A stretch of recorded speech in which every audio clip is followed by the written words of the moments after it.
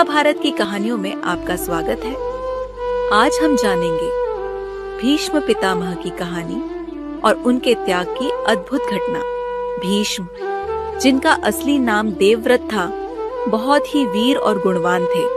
उन्होंने अपने पिता राजा शांतनु के साथ मिलकर राज्य की सेवा की और धर्म का पालन किया।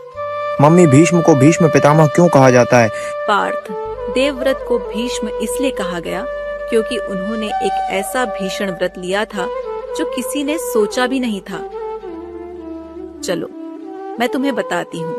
एक दिन राजा शांतनु गंगा के बाद सत्यवती नामक एक मछुआरिन से मिले और उससे विवाह करना चाहते थे, लेकिन सत्यवती के पिता की एक शर्त थी।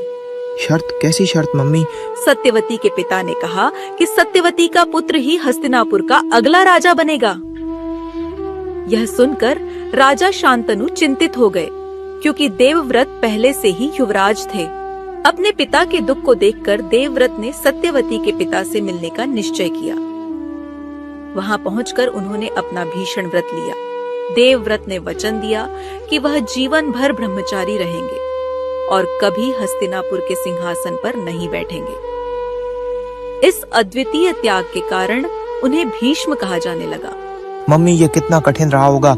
हाँ पार्थ, भीष्म पितामह का यह त्याग बहुत बड़ा था। उन्होंने अपने वचन को जीवन भर निभाया और धर्म की राह पर चले। राजा शांतनु ने भीष्म के इस त्याग को देखकर उन्हें आशीर्वाद दिया और कहा कि उनकी मृत्यु केवल उनकी इच्छा से ही हो सकेगी। सत्यवती भी राजा शांतनु से विवाह करके हस्तिनापुर की रानी बनी। बच्चों, भीष्म पितामह का यह त्याग हमें सिखाता है कि सच्चा धर्म और त्याग क्या होता है। अगले वीडियो में हम जानेंगे सत्यवती और